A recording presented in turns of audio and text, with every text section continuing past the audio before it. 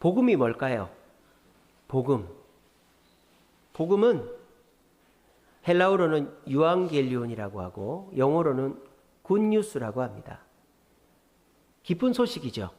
기쁜 소식. 기쁜 소식이 뭘까요? 이겼어. 뭐 축구라든지 야구, 운동 경기에서 이기는 것, 전쟁에서 이기는 것. 기쁜 소식입니다. 또 합격했어. 기쁜 소식이죠. 직장에, 대학에 합격했다. 기쁜 소식입니다. 그리고 성공했어. 뭔가 열심히 했는데 그 일을 이루었을 때, 성공했을 때 기쁜 소식이죠.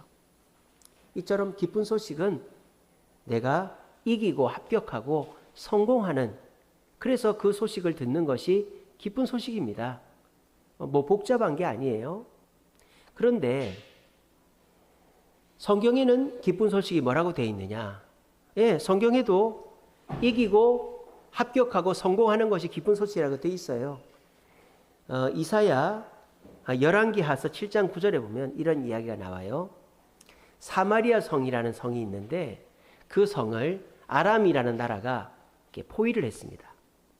그래서 공격을 하니까 북이스라엘 사람들이 이제 뭐 싸울 수도 없고 힘이 약해가지고 도망도 못 가고 성 안에서 쫄쫄 굶는 거예요.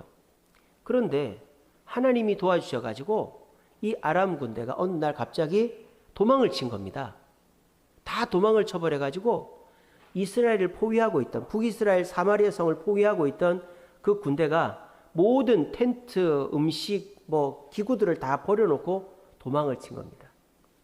그거를 성 안에 있는 사람은 아무도 몰랐어요. 근데 성 밖에 문둥병 환자들이 살고 있었어요. 문둥병, 코가 떨어지고 귀가 떨어지고 눈이 떨어지는 이런 문둥병 환자들은 같이 살 수가 없잖아요. 성 밖에 살고 있었는데 이 사람들이 먹을 게 없어가지고 죽을 수도 있지만 이 아람 군대에게 가서 구걸을 하려고 갔는데 웬일인 걸 아람 군대가 아무도 없는 거예요. 여기를 봐도 없고 저기를 봐도 없고 그 음식 그대로 있고 음식 막 먹고 배를 채웠습니다. 그리고 나서 정신을 차려보니까 이거를 우리만 알면 안 되겠다.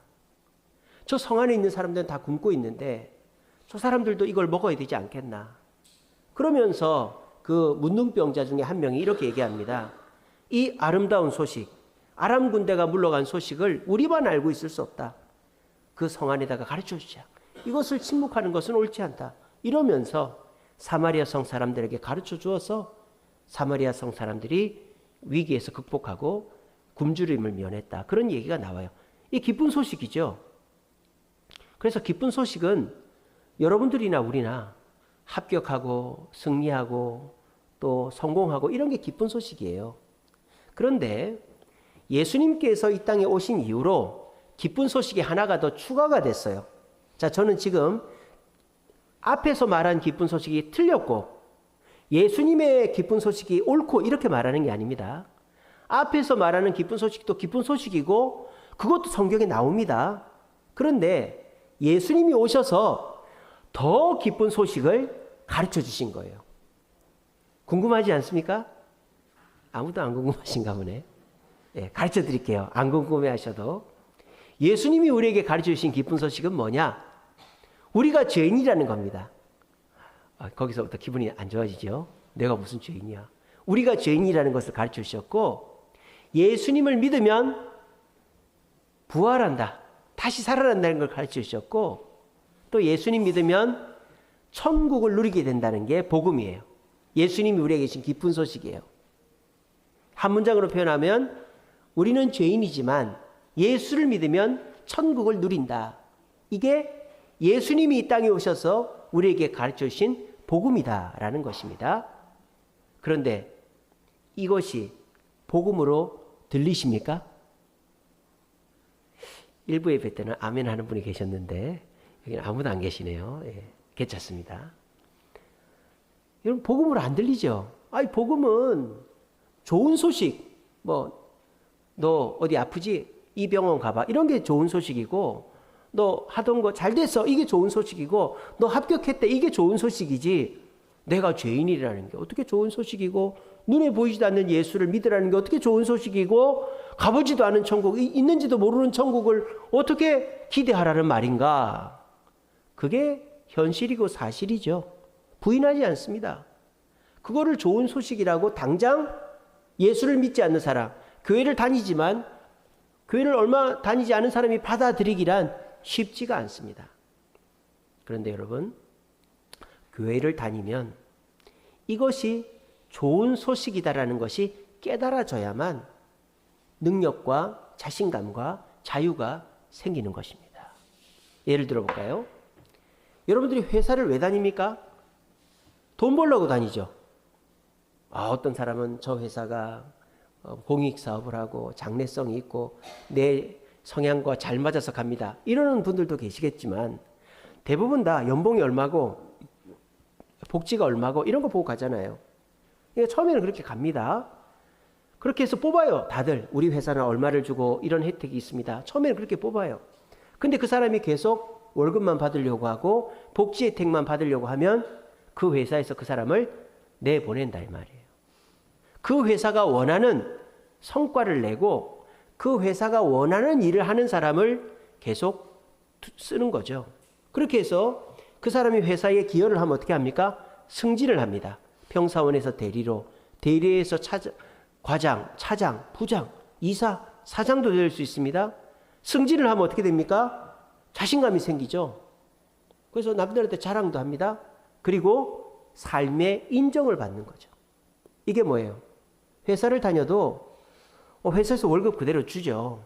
근데 월급만 받으려고 회사를 다니면 그 사람은 그 회사에 오래 다닐 수가 없고 오히려 그냥 회사 가는 게 지겹고 막 힘들고 괴롭다 이 말이에요.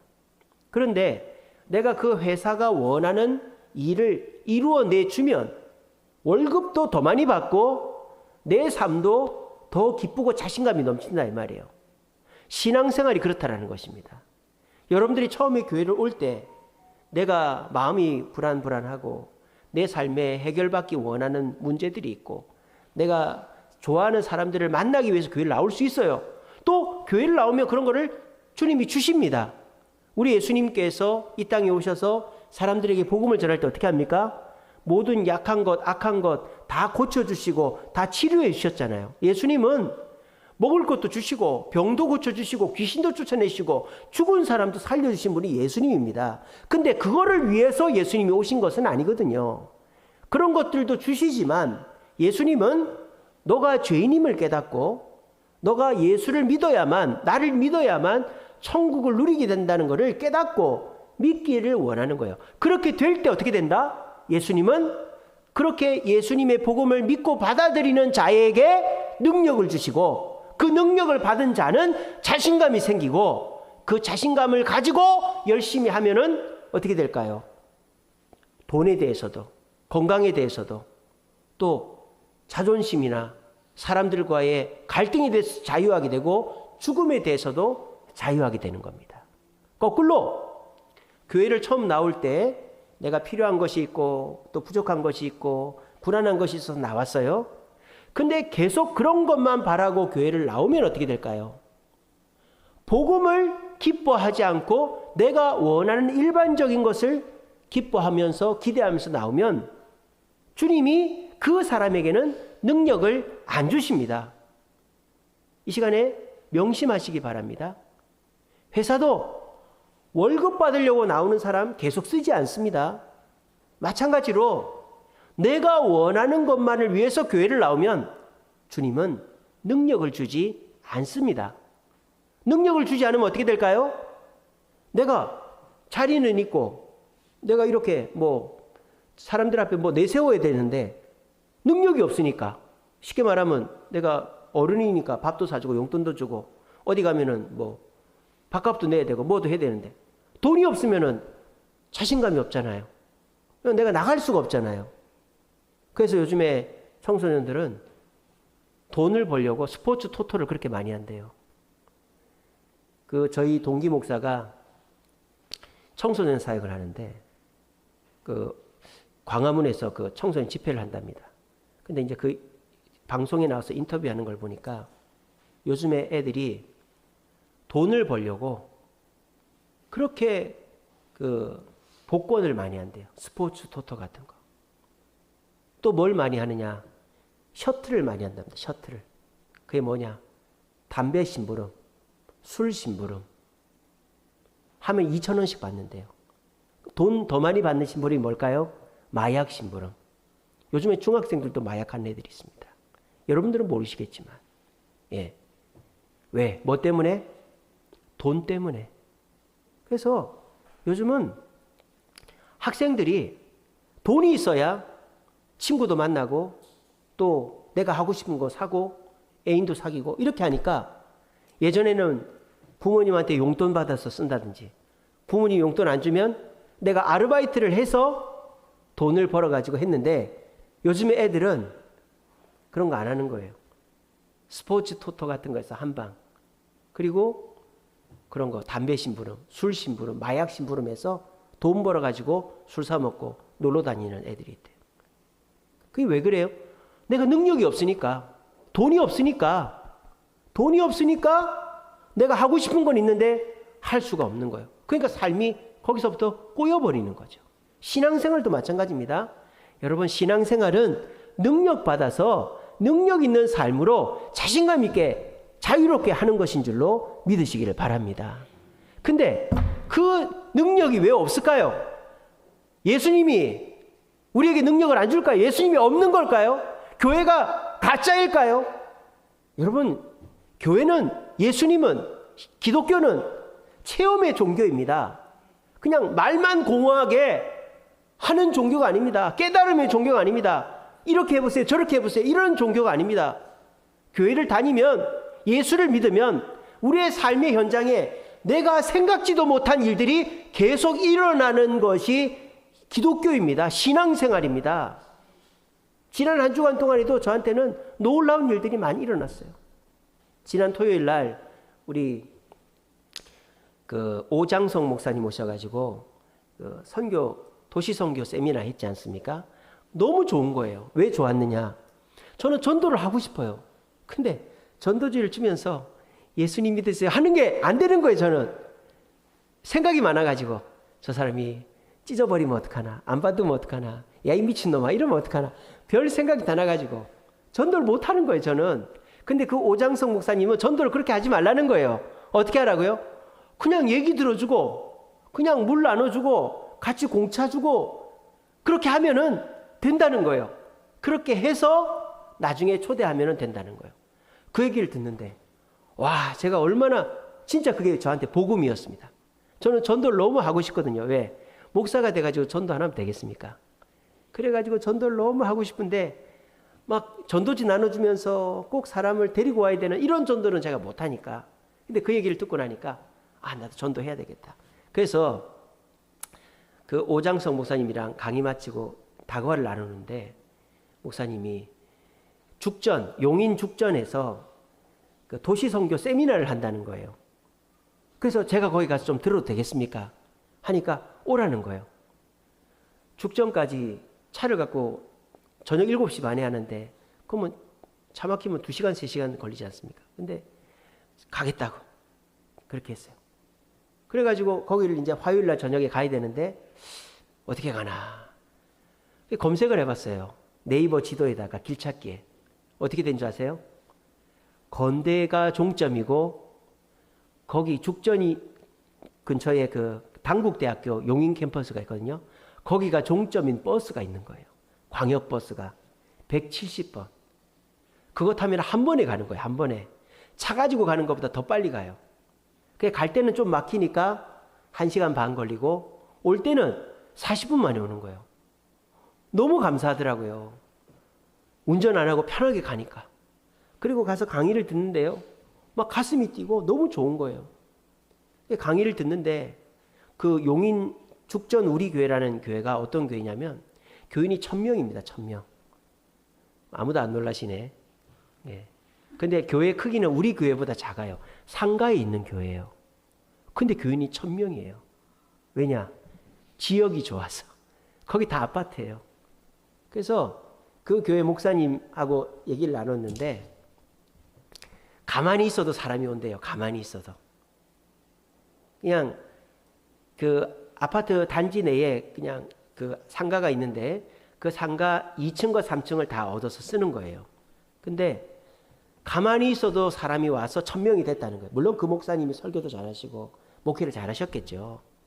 근데 목사님이 가만히 생각해 보니까 그냥 교회 와서 예배드리고 가고 그렇게 성도들을 목양하는 것이 건강한 것인가를 생각했다는 거예요. 그 교회는 우리 교회 본당 크기밖에 안 돼요. 근데 3부로 예배를 나눠드려요. 그러니까 한 번 드릴 때마다 300명이 왔는데 빈자리가 없는 거예요. 그리고 예배당도 이런 장의자가 아니고 밴드에 들어가서 보십시오. 접이식 의자예요. 얼마나 불편한 의자인지 몰라요. 근데도 그 상가교회 지붕 천장도 낮고 한데 빼곡하게 300명이 3부로 예배를 드리니까 1000명씩 오는 거예요. 그러니까 성도는 많이 오고 교회는 부흥했는데 우리 교회 성도들이 이게 건강한가를 생각해 보니까 아니라는 거예요. 평생 복음을 전하지도 않고 자기 신앙생활만 하는 성도를 그냥 내버려 두면 안 되겠다. 그래서 그 목사님이 그 도시선교회를 통해서 전도 세미나를 2회째 하고 있대요. 그래서 30명이 신청을 했는데 32명이 왔더라고요. 우리는 신청을 30명이 하면 한 20명 오면 많이 오는 거잖아요. 근데 30명이 신청했는데 32명이 왔어요. 그래가지고 세미나를 하는데 얼마나 뜨거운지 몰라요. 저는 우리 주세움교회가 그렇게 될 줄로 믿습니다. 믿음들이 없으시네. 다시 한번. 우리 주세움교회가 그렇게 될 줄로 믿습니다. 여러분 그런 꿈을 꾸시기 바랍니다. 제가 그 교회를 탐방했다는 것도 너무 가슴이 뛰더라고요. 와, 우리 교회랑 사이즈가 비슷해요. 본당 크기가 비슷하고 비슷비슷합니다. 근데 시설은 우리 교회보다 훨씬 안 좋죠. 우린 새로 지었으니까. 근데 그 교회는 빈자리가 없이 가득가득 차는 거예요. 근데 그 목사님이 복음으로 붙잡혀서 성도들을 복음으로 복받게 해야 되겠다. 그렇게 생각을 하니까 하나님이 그 교회에다가 사람을 보내주시는 거예요. 그래서 제가 그 교회 탐방을 하고 이제 11주를 가야 됩니다. 11주를. 5주는 강의를 듣고 6주는 전도 실습을 합니다. 제가 한 번도 안 빠질 계획입니다. 열심히 배워가지고 제가 전도에 무장을 하고 여러분들 가르쳐 드릴게요. 그래서 제가 갔다 온 다음에 조끼를 샀어요. 내돈내산으로. 그 형광색 조끼를 사가지고 뭐 하려고 하느냐. 집사람이랑 여기 교통봉사하려고. 교통봉사. 하교 시간에 애들 교통봉사하려고 조끼를 샀습니다. 다음 주에 이번 주부터 하려고 그랬는데 비가 와가지고 못했어요. 다음 주에 하는 사진을 제가 증거 사진을 보여드리겠습니다. 제가 먼저 앞장을 서겠습니다. 복음을 전할 때 주님이 능력을 주시고 능력을 받을 때 자신감이 생기고 자신감이 생길 때 자유하게 되는 것입니다. 저는 제가 그 과거에 부천해강교회 있을 때 정말 복음의 열정이 불타올랐거든요. 그래서 거의 매주 토요일마다 학교 앞 전도 가서 주일학교 30명 받아가지고 150명 만들고 청년부 7명 받아가지고 50명 만들었어요. 그리고 나니까 목사님이 저를 좋아해가지고 성지순례도 보내주시고 유학도 보내주시고 그리고 유학 갔다 오면 넌 우리 교회 다시 돌아와야 된다 했는데 홀딱 그 부천해강교회 안 가고 여기 주세움교회로 왔지 않습니까? 그래서 저는 나쁜 놈 돼가지고 그 교인들은 저를 엄청 미워해요. 가면은 인상이 안 좋습니다. 예. 하나님이 인도하심이었겠죠.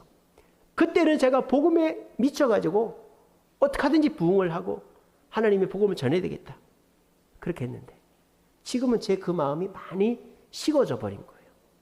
제가 도시선교 세미나 가서 세미나를 듣는데 그 강사 목사님이 이렇게 얘기하시더라고요. 요즘의 교회는 기독교가 아니라는 거예요. 기독교가 뭐예요? 기독이라는 단어는 그 뜻이 없어요. 그냥 중국말을 발음으로 쓴 거죠. 기독을 중국 사람이 읽으면 그리스도가 되는 거예요. 여러분 중국에서 코카콜라를 뭐라고 쓰죠? 구가구가라고 씁니다. 입구자, 좋을 가자, 구가구가. 그거를 중국 사람이 읽으면 고가골라가 되는 거예요. 고가골라 이렇게 되는 거예요. 구가구가.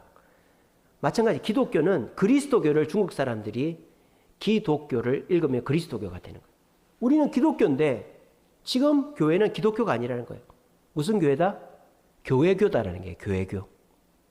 그냥 모여가지고 재밌게 놀고 밥해 먹고 그냥 놀러 다니고 교회교가 됐지, 예수님을 따르고 복음을 증거하고 복음의 가치를 이게 전하는 교회가 아니다라는 거예요. 그러니까 능력을 상실해버린 것이죠. 그래서 오늘 제가 칼럼에도 썼습니다만 오장석 목사님이 그렇게 얘기하는 거예요. 자기가 도시성교회를 만들 때 어느 교회는 가서 제가 전도해서 이 교회 영혼을 보내드리고 싶습니다. 제가 같이 전도해도 되겠습니까? 그러니까 거부하더래요. 이단인 줄 알고. 근데 그 교회는 교회가 부흥을 안 하는 거예요. 그냥 교인이 침체되어 있는 거예요. 근데 이분이 또 다른 교회 가서 제가 전도에 열정이 있는데 같이 전도해서 이 교회 부흥시키도록 도와드리면 안 되겠, 너무 좋아하는 거예요. 같이 하자고. 근데 그 교회는 몇 년 사이에 자립하고 부흥하고 성장하더라는 거예요. 이게 뭐예요? 복음을 믿고 복음을 위해서 살면 하나님의 능력이 임하고, 하나님의 능력이 임하면 자신감이 생기고, 그 자신감이 생기면 어떻게 돼요? 자유하게 된다라는 거예요. 그것을 많은 교회들 다녀보니까 표가 나더라는 거예요. 어떤 교회는 그렇게 전도를 해주겠다 그래도 의심하고 괜찮다고 하고, 그런 교회들은 교회교죠. 교회교.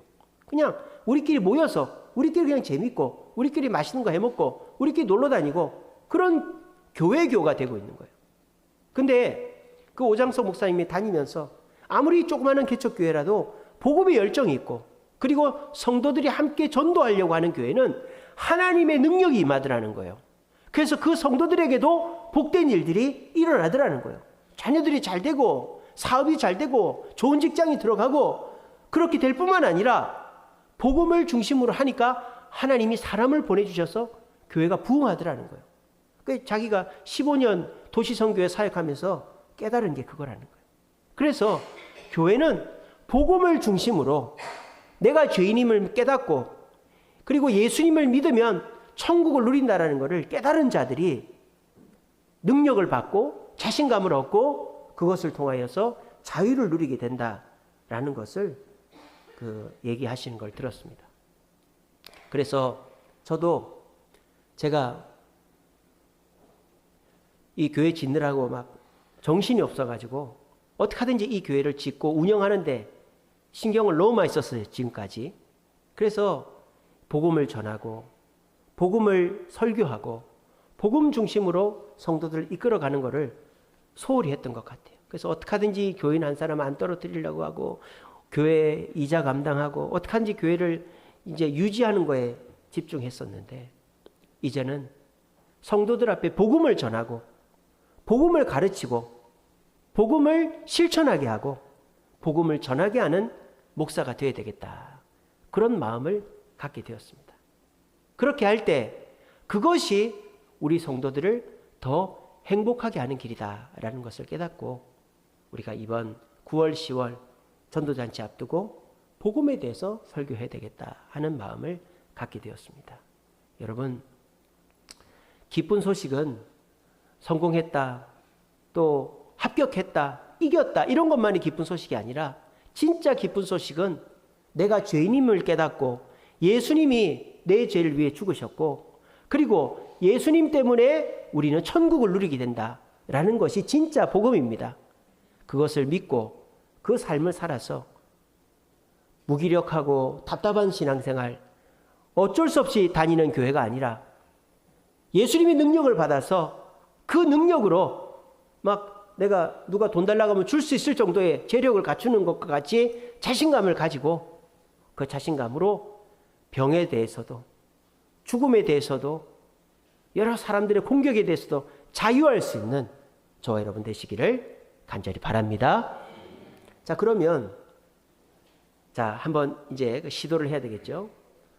내가 듣기에 내가 죄인이고 그리고 예수님을 믿어야 되고 천국을 누린다는 게 나는 기쁜 소식이 아닌데, 나는 그게 기쁜 소식이 아닌데 그거를 어떻게 내가 기쁜 소식으로 받아들인단 말인가? 그럼 무조건 그렇다고 생각해야 되는 것인가? 내가 전혀 기쁘게 느껴지지도 않는데 어떻게 해야 된단 말인가? 여러분, 어떻게 해야 될까요? 제가 그거를 말씀을 드리겠습니다. 요즘에 TV를 틀면 두 가지밖에 안 해요. TV 틀면 하나는 여행, 두 번째는 먹방. 그죠? 여러분 예능 프로 가만히 보세요. 요즘 우리나라가 이제 물가가 오르고 선진국이 되니까 국내에서 뭐 프로그램 촬영을 안 하고 다 외국 가서 스위스도 가고 유럽도 가고 동남아시아는 기본이고 호주도 가고 미국도 가고 외국 가서 촬영들을 합니다. 그리고 거기 가서도 먹고 여행하고 이런 프로그램들이 많이 나와요. 그리고 유튜브 같은 걸 봐도 여행 유튜버들이 인기죠. 저는 차박차박, 앵객 뭐 이런 거 또 뭐 그런 유튜버들 보고 있습니다. 근데 여행 유튜버들이 그 현지에 가서 음식을 먹는단 말이에요. 음식을. 근데 엄청 맛있게 먹는 거예요. 근데 우리가 볼 때는 저게 무슨 맛이 있을까 그런 생각들이 든단 말이에요. 막 버터에다가 고기를 삶는다든지 뭐 우유를 넣고 뭐 뭘 한다든지 우리가 하는 조리법이 아닌데 생소한 재료를 넣고 음식을 만드는데 그 여행 유튜버는 너무 맛있어 하는 거예요. 그럴 때 여행 유튜버가 맛있습니다 맛있습니다 하는데 그거를 정작 보는 우리는 느껴지지가 않는 거예요. 저게 맛있나? 저렇게 하면 맛있나? 이상할 것 같은데. 근데 그것을 맛있겠네라고 느낄 수 있을 때가 있어요. 여행 유튜버는 외국 음식을 맛있게 먹는데 내가 볼 때는 전혀 맛없게 보이고 이상하게만 보이는데 그게 나한테도 맛있게 느껴질 때가 있단 말이에요. 마치 여러분들이 지금 저는 내가 죄인임을 깨닫는 게 너무 기쁜 소식이고 저는 예수를 믿는 것이 예수를 믿어야 천국 간다는 게 기쁜 소식이고 저는 이 땅에서도 천국에서도 천국을 누릴 수 있다는 게 기쁜 소식입니다. 저는 그게 느껴지는데 여러분들은 중에 일부는 아직 그게 느껴지지가 않는 거예요. 내가 죄인인 게 왜 기쁜 소식이지? 눈에 보이지도 않는 예수를 어떻게 믿어? 천국 가보지도 않은데 어떻게 그걸 누릴 수 있지? 이제 그 간격을 어떻게 좁히느냐 하는 거예요. 근데 여행 유튜브들 중에서도요. 음식을 먹을 때 꼭 이렇게 하는 유튜버가 있어요. 어떻게 하느냐? 이 음식은 한국의 이 음식과 맛이 비슷합니다. 이렇게 되면 어떻게 됩니까? 그게 확 깨달아지는 거예요. 그러면 나도 그 맛이 느껴지면서 입에 침이 고이고 맛있겠다라는 생각이 드는 거예요. 그렇죠? 그래서 음식을 맛있게 먹는 거가 중요한 게 아니고 어떤 맛인지를 표현하는 게 정말 중요한 거죠. 그래서 요리를 해주는 사람이 언제 기쁩니까? 맛있게 먹는 모습도 기쁘지만 이게 이런 맛이라서 맛있네요. 표현해 주는 거를 요리 만드는 사람은 제일 좋아하거든요. 여러분 요리를 하는 기쁨은 뭐가 있을까요? 요리를 하는 기쁨은 재료를 살 때 재료를 살 때도 기쁘겠죠. 기대감이 있습니다. 만들어 놓은 요리를 볼 때도 기쁘겠죠. 기쁩니다. 근데 요리를 만드는 사람 제일 기쁠 때가 언제일까요? 맛있게 먹어줄 때, 그리고 맛있다고 할 때. 제가 그렇게 해서 결혼했지 않습니까? 저희 처가 식구들은 음식을 맛있게 해줘도 저희 장모님이 맛있어? 물어보면 맛있으니까 먹지 이랬다는 거예요. 맛있으니까 먹지. 근데 저는 딱 보는 순간부터 우와 하고 시작하는 겁니다. 우와. 왜냐 저희 장모님은요 무슨 뭘 하면은 기본이 산더미거든요. 우리가 수육 같은 걸 하면은 야채도 있고 그러잖아요. 저희 장모님 고기밖에 없어요. 고기밖에. 다 그 원재료밖에 없어요. 이렇게 게를 해도 다른 거 없어. 게밖에 없어요. 게밖에. 옆으로 기는 게 말하는 겁니다. 그러니까 정말 맛있어요. 그러니까 제가 살이 이렇게 찐 거 아닙니까? 그죠? 많이 좀 뺐지만. 그러니까 볼 때부터 와 하는 거예요. 그리고 먹으면서도 와 맛있다. 와 맛있다. 와 맛있다. 그리고 남김없이 다 먹으니까 저희 장모님 처음에는 저렇게 촌스럽게 생긴 놈이 내 이쁜 딸이랑 결혼한다고. 그런데 제 그 모습을 보고 허락을 해준 거 아닙니까? 그러니까 요리를 하는 사람은 맛있게 먹어주는 걸 보고 기쁜 거예요. 복음이라는 게 뭡니까? 복음은 내가 간직하고 있어야 기쁜 게 아니라 전해야 기쁜 거예요. 전해서 그 사람이 복음으로 만족하고 나한테 전도해줘서 고마워 이럴 때 기쁜 거예요. 그렇게 하려면 어떻게 돼요? 내가 먼저 복음이 맛있고 기쁘다는 걸 느껴야 될 거 아니에요. 그걸 어떻게 느낄 수 있어요? 중간에 누가 역할을 해줘야 되는 거예요. 요리를 하는 사람들이, 유튜버들이 현지 음식을 먹으면서 이 맛은 한국의 된장찌개 맛입니다. 불고기 맛입니다. 뭐 한국의 무슨 요리 맛입니다. 이렇게 해주면, 와, 그 맛이야? 맛있겠다. 나도 저 나라 가서 먹어봐야지. 저도 침이 고이네요. 막 그럴 생각이 드는 것처럼 제가 지금 내가 죄인이고 예수님이 계시고 그분을 믿으면 천국을 누린다라는 거를 저는 기쁜데 여러분들 안 기뻐지잖아요. 근데 그거를 기쁘게 누리게 해주는 매개 역할을 하는 분이 계시다라는 거예요. 그분이 누구냐? 바로 성령님이다라는 겁니다. 성령님이 여러분들이 죄인임을 깨닫게 해주시고 여러분들이 그 성령을 통해서 예수를 보고 믿게 해주시고 천국을 기대하게 해주시는 겁니다. 전에도 몇 번 말씀드렸지만 저는 유치원 때부터 교회를 나왔지만 예수가 믿어지지 않았어요. 저는 철저하게 눈에 보이는 대로만 믿었기 때문에. 그래서 설교 시간에도 졸고 찬양할 때 내가 여기 있사오니 나를 보내소서 이런 찬양하면 저는 안 일어났습니다. 나는 안 갈 건데 다들 뭐 주님 앞에 헌신할 사람 일어나십시오. 그럼 분위기에 휩싸여 다 일어나는데 저는 가만히 앉아 있는 거예요. 왜? 나는 안 갈 거니까. 나는 예수가 안 믿어지니까. 근데 제가 고등학교 2학년 여름 수련회 마지막 집회 새벽에 기도를 하는데 예수가 그때 믿어지는 거예요. 어떻게? 뭐 설명을 해서 믿은 게 아니라 예수님이 제 옆에 계신 것 같은 느낌이 드는 거예요. 기도를 하는데 너무 미안하더라고요. 왜 미안했느냐? 유치원 때부터 고등학교 2학년 될 때까지 10년 넘게 예수님을 거기 세워놓은 거예요. 나에게 옆에 오고 싶은 예수님. 너무 미안한 거예요. 그리고 예수님 잘못했습니다. 제가 뭐 죄를 지어서 잘못했다고 한 게 아니라 예수님을 밖에 세워놓고 나와 함께하고 싶은 예수님을 믿지 않은 것을 회개했습니다. 그리고 나서 예수님을 마음에 모셔드리고 났더니 제 삶에 기적이 일어났어요. 전에도 말씀드렸지만 저희 아버지는 제가 교회를 갔다 오면 성경책이 눈에 보이면 다 불태워버리고 실제로 그리고 수련회 같은 거 가끔 한 번씩 가면 팬티만 입혀서 대문 밖에 세워놓고 이랬다 그랬어요. 근데 기적이 일어났어요. 집에 갔는데 제 아버지가 저를 팬티만 입고 대문 밖에 세워놓지는 않았어요. 이거 봐라 희한하네. 그래서 제가 기독교 서점 가서 제 돈 주고 성경책을 샀어요. 그리고 제일 잘 보는 데 갖다 놨어요. 제 아버지가 그걸 그대로 놔둬요. 그래서 제 서재에 그대로 있습니다. 저는 그게 내가 예수님을 만났고 그 예수님은 진짜였고 나는 예수를 믿어 천국 가게 됐다는 증거라고 저는 받아들였습니다. 그리고 나니까 어떻게 됐어요? 저 고3 때 하나도 힘들지 않았어요. 저는 수능 1세대거든요. 수능 2번 봤어요. 첫 번째 수능 수학 때문에 망쳐서 그렇지 수능 잘 봤습니다. 그리고 대학도 장학금 받고 가고 그리고 제가 목사도 되고 이렇게 인정받는 여러분들 앞에 설 수 있는 사람이 된 것입니다. 저는 이 모든 것이 예수님의 복음을 받아들이고 그 복음의 삶을 살았기 때문이라고 생각합니다. 여러분, 저는 여러분들도 복음이 기쁜 소식이 되기를 간절히 바랍니다. 그렇게 되려면 기도를 해야 돼요. 주님, 우리 목사님은 죄인인 것이 기쁘고 예수님을 믿는 것이 기쁘고 천국 기대하는 게 기쁘다는데 저는 아직 그렇게 안 되는데요. 어떻게 하면 좋을까요? 기도하십시오. 그러면 맛 표현을 해서 우리나라 그 음식입니다 라고 말하는 것처럼 성령님이 설명되지는 않지만 우리 속에 오셔서 예수를 믿을 수 있게 인도하십니다. 근데 그게 내가 원하는 증거나 자료로 충분하게 되는 것은 아니더라도 받아들이면 그때서부터 능력이 주어지고 기적이 일어나는 거예요. 그럼 어떻게 될까요? 내 삶에 자신감이 생기고 우리는 자유하게 되어지는 것입니다.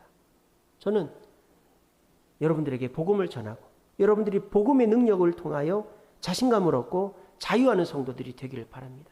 우리 그렇게 해서 이번 9월 10월 달 먼저 내가 복음을 알고 복음을 깨닫고 복음을 느끼고 그 모습을 우리 가족, 친지, 이웃, 지인들에게 보여주어서 그분들을 주님께로 인도함으로 복음으로 살아나고 복음으로 기뻐하고 복음으로 자유할 수 있는 우리 주세움교회 또 우리 주변 사람들이 되기를 간절히 바랍니다.